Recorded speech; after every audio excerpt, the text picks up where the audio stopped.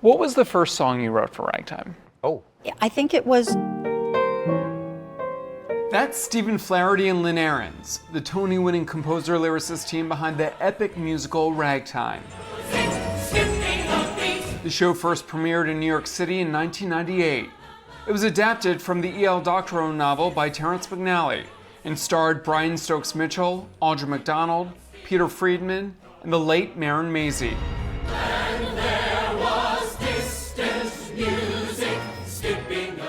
Decades later, it's back in grand form, now playing at Lincoln Center's Vivian Beaumont Theater.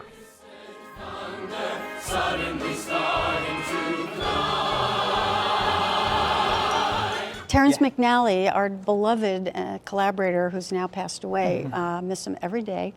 But when we first started meeting with him and working with him, we'd get together and we'd have coffee or tea down at his apartment. And one day he handed me, actually, an envelope and said, "Don't read it now. I wrote something." And it was the first thing that he had written. And it was a monologue for Mother. And the first lines of the monologue were, "Goodbye, my love, God bless you, and I suppose bless America too." And I suppose bless America too. Leaving that meeting, I ripped it open and read it in the cab, and I just burst into tears because I thought, this man knows how to write. And as they say, the rest is history. Set during the turn of the 20th century, Ragtime centers around three families in pursuit of the American dream. Joshua Henry plays Coalhouse Walker Jr., a Harlem-based musician. Casey Levy portrays Mother, an upper-class matriarch living in New Rochelle. And Tony winner Brandon Uranowitz takes on Tata, a driven Jewish immigrant and artist. What was your relationship with Ragtime prior to signing on to this? My first time auditioning for that show was in 2010. I had auditioned for this show a couple times and got to talk to Steve and Lynn about that. And they said that you're just a different person. Even Lynn was like, "I remember when you came in, we loved you. You were so cute." Oh. But you didn't have what you have now. I grew up just outside Toronto, so I saw the original production before it came to Broadway when I was in high school. I remember I like a big nerd, waited for Audra after the show because I was like, who is that? And it's so funny that now she's a friend and the legend that we all know and look up to. And Brendan, you know, your relationship with the show goes back to the very beginning, literally. Oh, Frank. Yeah, I have a very long history with this show. I played the little boy in the original pre-Broadway production. There was a little boy for the first 2 months of the run. You may have heard of him. His name is Paul Dano. He left and I took over for like the last 8 months of the run. And I was playing the little boy, a little Jewish Brandon, and they were bleaching my hair and my eyebrows every 2 weeks to make me look a little whiter for the part, and it wasn't right. I didn't know that necessarily as a kid because all I was thinking about was going to Broadway with this incredible show and these incredible people. So I took it very personally, obviously, and that was like a deeply traumatic thing for a child. Brandon wasn't asked to move to Broadway with the show, but all these years later, me now playing Tate, whose identity is so intrinsically related to my own family's story, I just feel so aligned with where I'm at right now. And it took 28 years, obviously, but I'm exactly where I'm supposed to be. After a successful 2-week stage concert presentation at City Center in 2024, Ragtime transferred to Broadway this past October. I was at your opening night, and your opening night, for me, was the event of the fall theater season. Bar none. We had Hillary Clinton in the audience, we had the OGs in the audience, and I was sitting just a couple rows behind Stokes and Audra. And when you guys finished Wheels of a Dream, they shot up immediately, giving you both a standing ovation. On the wheels of a dream.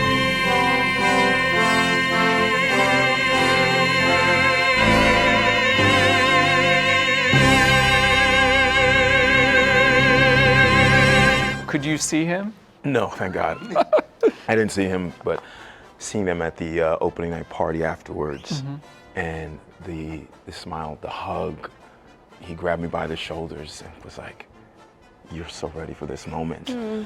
And as a Black man saying to another, like, "You're ready, take it, it's yours." You know, it straightens my spine and gives me a responsibility to also pave the way and be gracious to others who are trying to do what I was trying to do when watching Stokes. And what of the people whose boundaries change? Casey Levy steps into a character created by celebrated musical theater veteran Marin, who passed away from ovarian cancer back in 2018. I didn't know her personally. I'd met her a few times, and I know Brandon was very close with her, and she was someone I looked up to greatly when I first moved to New York at 19 and saw these sort of towering figures in our business.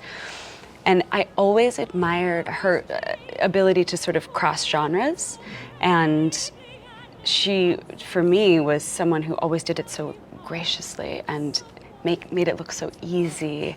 And she was just kind. Endlessly kind. Let this be the year we both travel.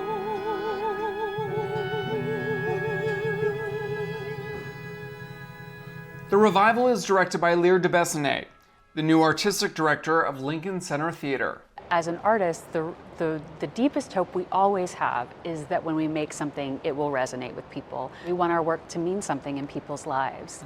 And this particular show, first of all, the fact that the score, the writing itself is so glorious. And speaking of that glorious score,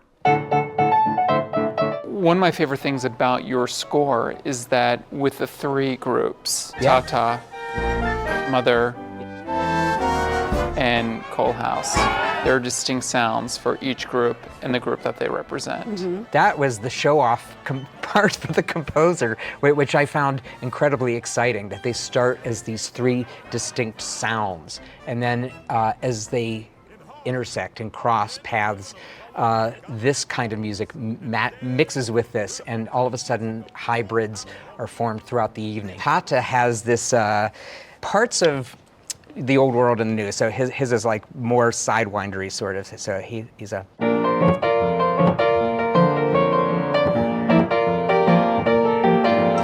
Here in America, anyone at all can succeed. America, here in America. Mother's music in her parlor in New Rochelle. There's much more, those people, they're more like, they're Henry Ford numbers, Sousa marches, parlor songs, American songs. Henry Ford has quite a fun song. It's really like a Stephen Foster kind of number, which is One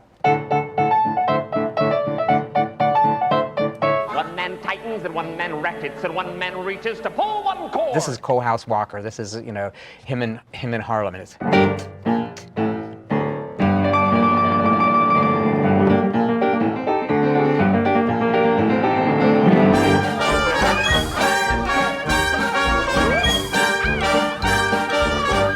Getting ready, Rag! So at the end, when we go from having three groups to like a nuclear family, the score has morphed as well. There's also an urgency, I feel, to hear this piece now. What Ragtime does so beautifully is it gives you a vessel with which to like see yourself and see these things. And forces you to ask questions and galvanizes you to like go out and hopefully do something about it rather than sit in the overwhelm and feel helpless. If you had to pick one person to see this show, to take in the message of Ragtime right now, who would you invite to see it? For me, the immigrants of this country. I'm one of them, from Canada originally, and I became a citizen in 2021. Anyone that's felt unseen in a dominant culture that is just looking up, maybe doesn't know the language, doesn't know how things are supposed to look, and all they know how to do is work hard. Mm-hmm. I want them to see this show and to understand it's complicated, but there's room for you.